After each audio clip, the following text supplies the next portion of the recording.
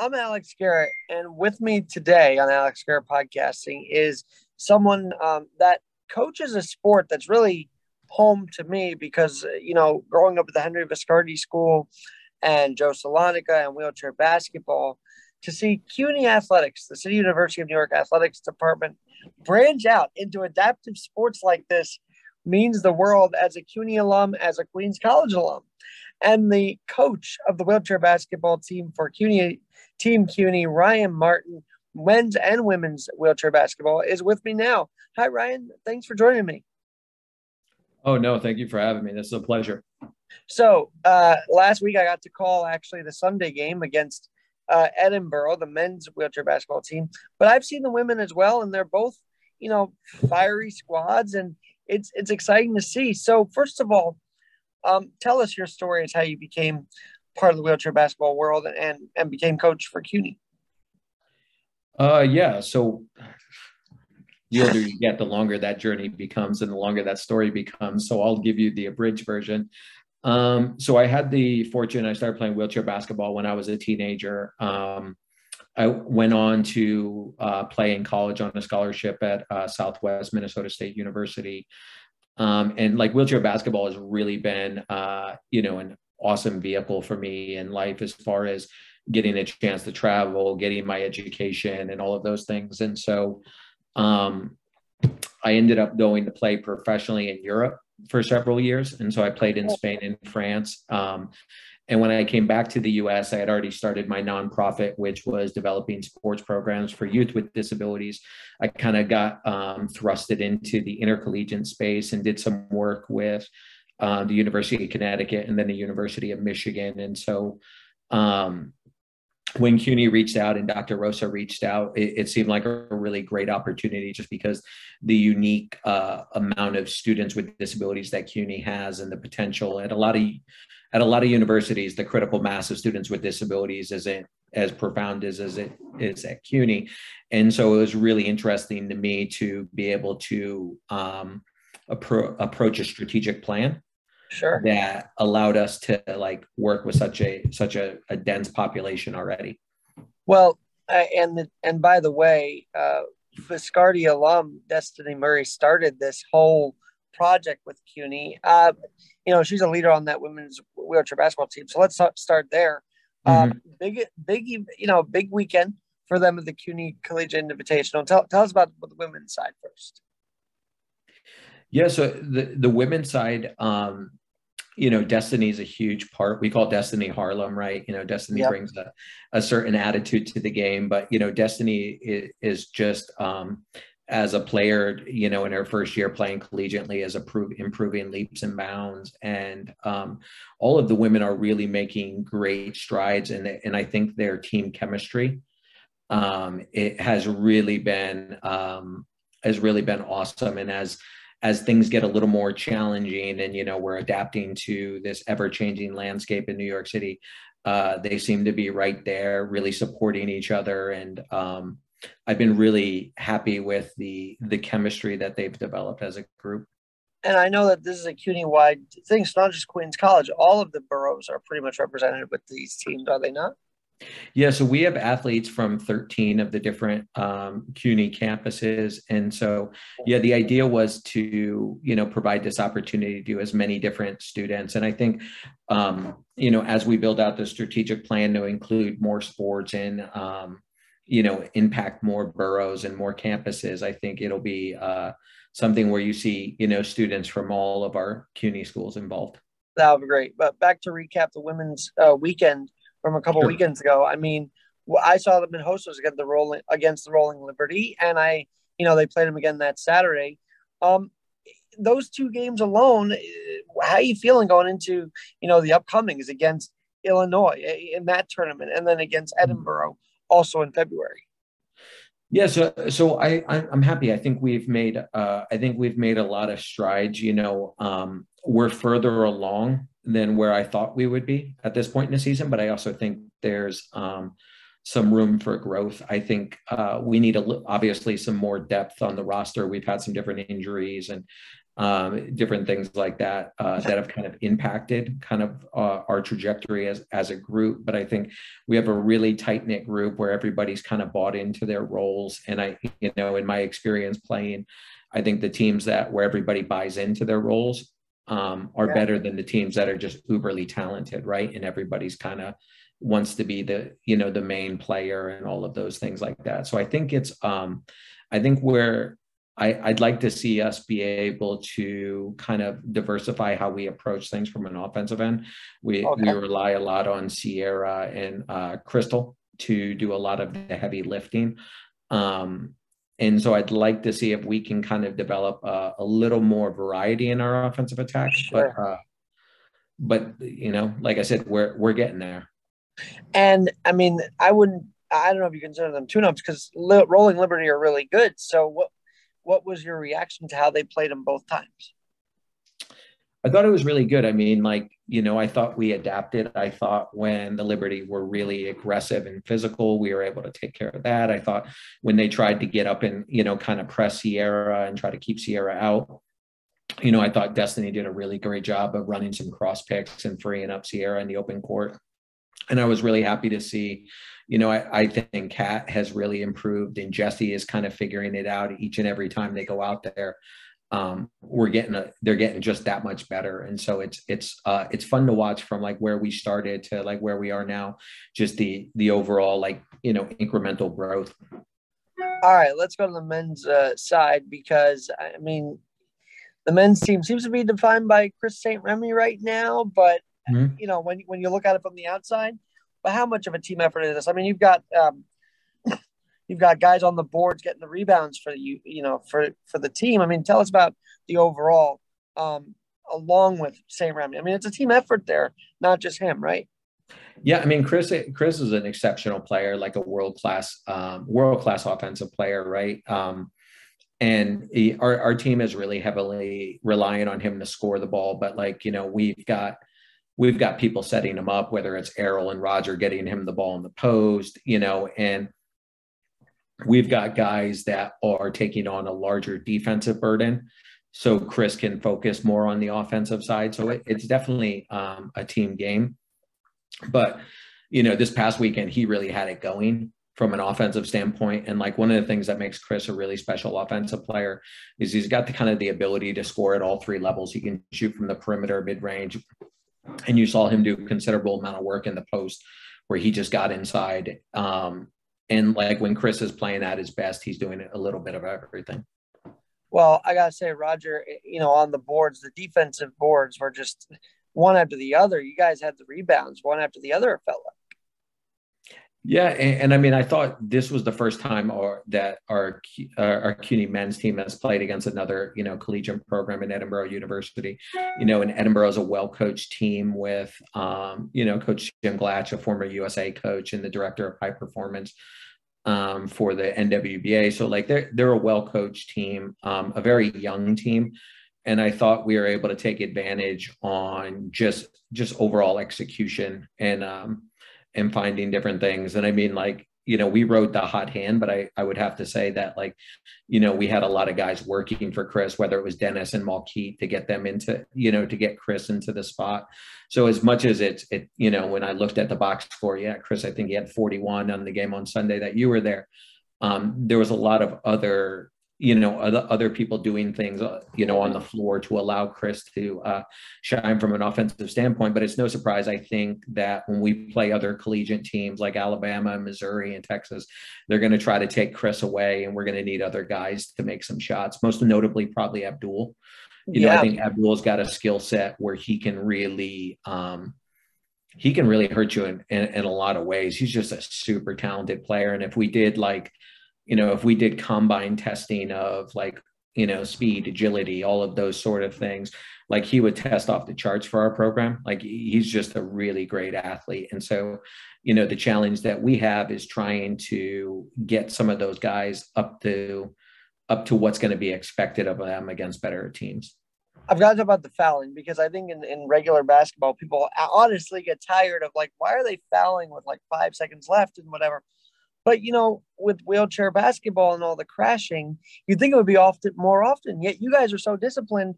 I think you only had a few fouls in that game alone. So is that something you teach, the discipline of maybe even using the chair in gameplay like that? I thought the refs let us go a bit there. Okay. So I thought that was kind of a looser called game, if you will. I thought there was a lot of chair contact and different things like that on both sides.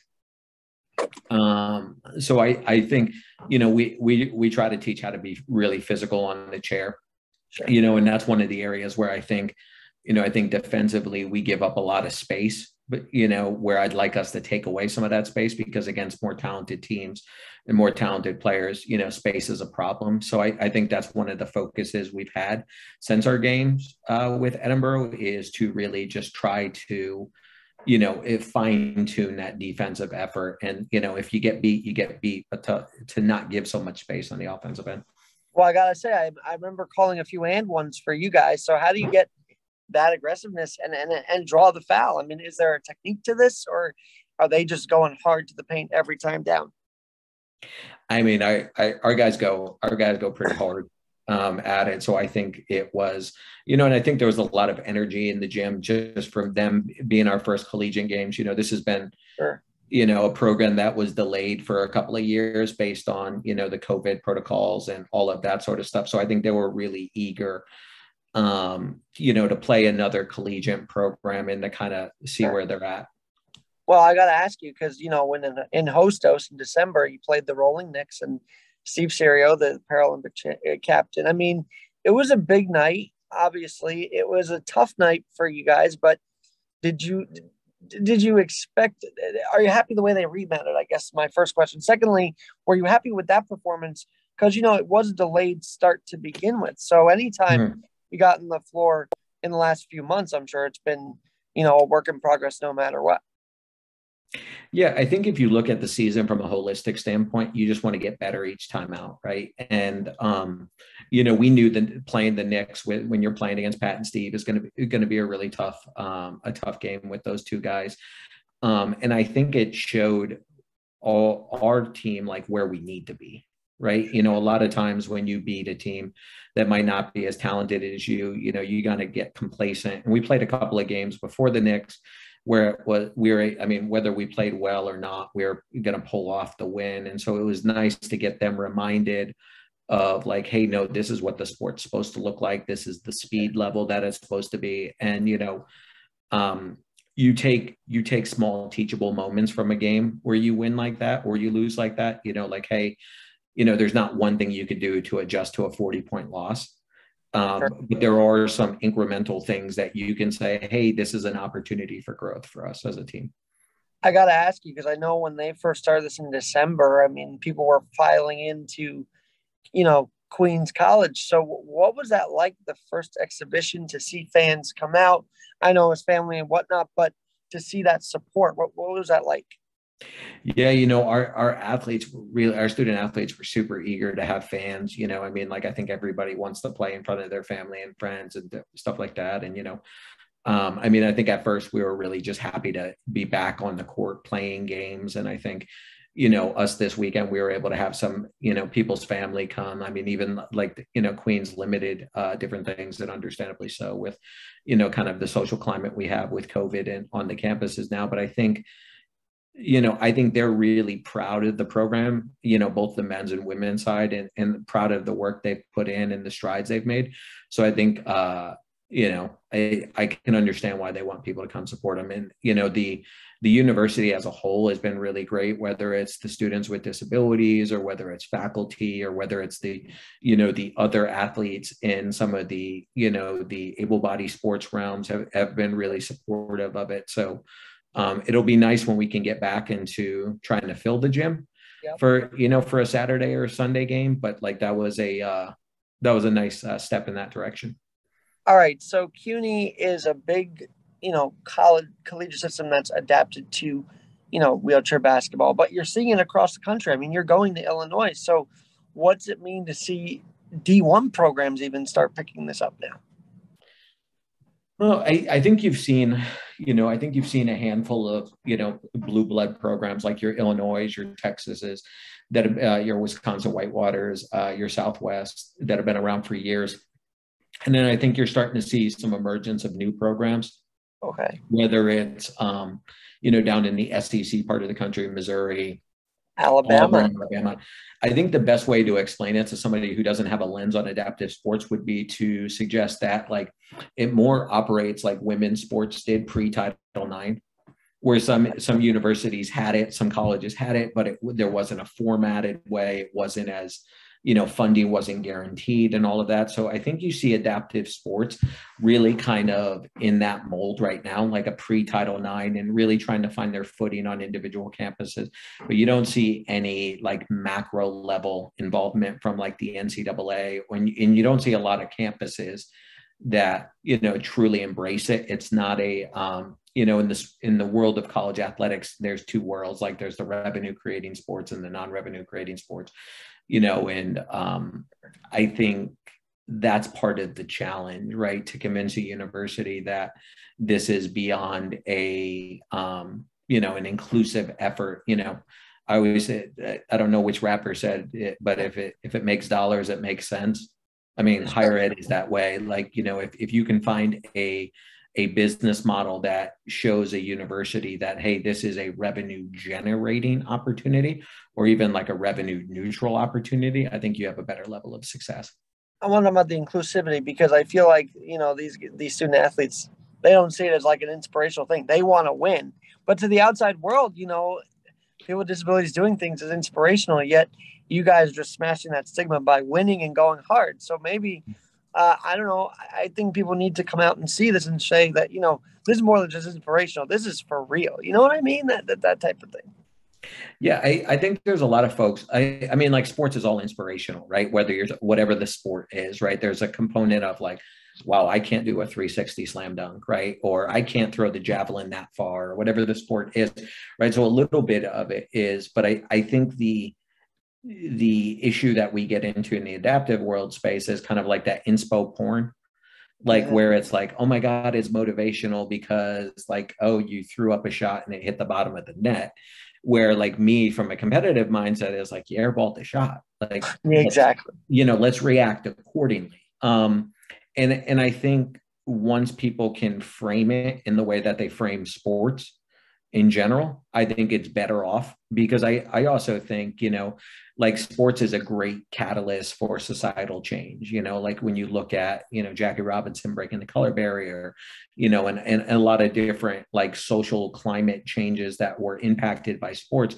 I think the Paralympic sports movement in general can change kind of the paradigm of what we anticipate for people with disabilities, right? And I always make the argument that if I can change your perspective on the Paralympic movement from a sporting modality, can I change how you view somebody with a disability in the same classroom, in the same office environment? And Sure. And I think that is the long-term benefits to Paralympic sports.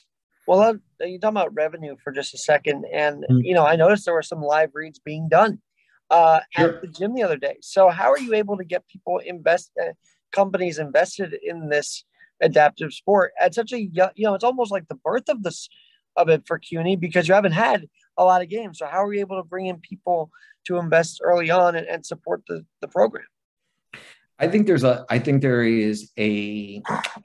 climate now for companies to get involved with sponsorship of the Paralympic Games, right? The Paralympic Games brings in revenue just like the Olympic Games. So I think you see more companies that are inclusive minded and want to align their brand with, adaptive sports or the Paralympic level sports. So I think it's, I don't want to say easy, because generally speaking, fundraising and development work isn't easy. It's laborious, it's time consuming.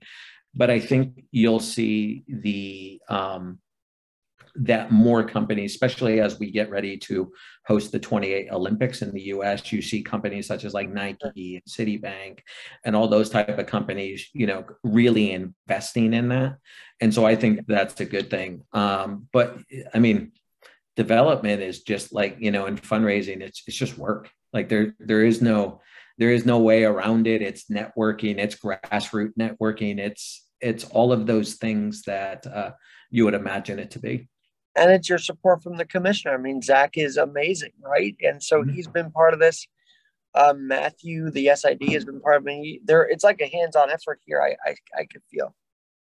Yeah, no, I mean, I get kind of thrusted in the front of it, and rightfully so. But there's a ton of support from, various parts of the CUNY community to support this and see this. I think CUNY's taking this to the right approach as like, hey, this should be done, and so let's do it at a level commensurate to our other sports programs. A, and then I think B, I think they see this as something they should be proud that they have, right? Like almost like a badge of honor to have this program and support it accordingly. Now, I'm sure you know that Malky and Destiny, I mean, they've been doing this since they were kids through the Viscardi system and whatnot. And so for me to see it from the gym at Viscardi to Queens College is like, wow, a concept that I grew up with is now making it mainstream. That's very special.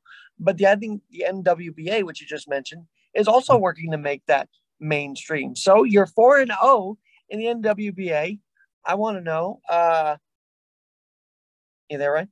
Yep. I want to know what that means to you to be 4-0 and basically your first season as head coach of Team CUNY. It just means a lot of work ahead. I am proud of our student athletes and the community that supports it, the university at large, from the chancellorate on down. And I think we've made great strides, but I also know there's a long road to hoe. So I think that, I'm proud of our athletes for what they've been able to accomplish now, and all of them have done really well academically, right? Which is kind of the, what I really stress to them is, we need you to be a student athlete, and basketball is going to take you so far, but that degree, that CUNY degree from, Queens College, Hunter, wherever it may be, is going to be the more important thing. So, I think we've done a great job in starting to build the culture and on that point, a 3.4 team GPA in fall. I mean, that's just hitting it home. What you're bringing to the forefront here. Yeah, and that's not me. Like that's all our student athletes, right? So all the credit in the world goes to them. And so I think we've started the process of laying a foundation for something that can be successful long term. And I look forward to seeing, the levels that our student athletes can arrive at. Now, I believe there are scholarships in certain places for wheelchair basketball. Is there not? Correct. Yeah.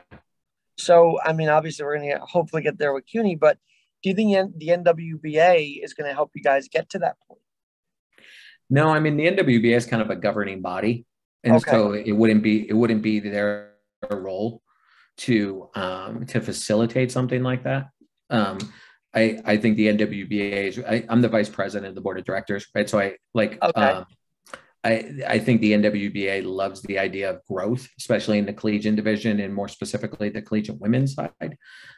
So I think they're really supportive and happy to see the growth initiative, but like the maturation and development of the program will be more centralized within CUNY. But I think to me, the fact there are places that do scholarships means that this is becoming a serious sport. I mean, from where it was a few years ago, at least.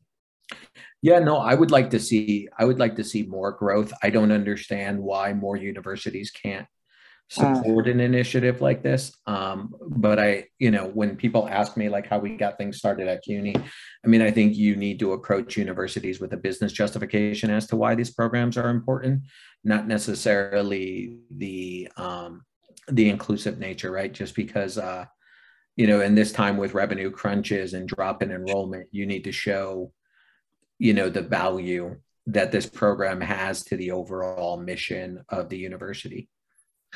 I guess in Viscardi, to me, it always felt like something fun to do, like wheelchair basketball. But as these kids are getting older, I could see that they are determined to do more than just having a fun sport. You know what I mean? They're determined, and you guys are helping them with that.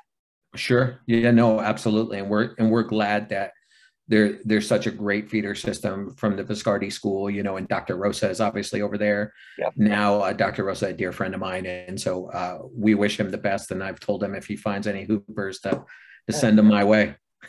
Well, that's very cool. On that note, Ryan, thanks so much for joining, and we want more and more people with eyeballs on this sport, because it's not only adapting, for those in the community, but for the outside too. It's something to learn from and enjoy also. Yeah, absolutely. And I appreciate you taking the time to set this up, and look forward to continual conversation as the season goes along here. And good luck in Edinburgh and Illinois. We'll be following. All right. Thanks, man. I'm Alex Garrett on Alex Garrett Podcasting, where we're always adapting. That was perfect, Ryan. Thank you so much. Yeah, no problem, man.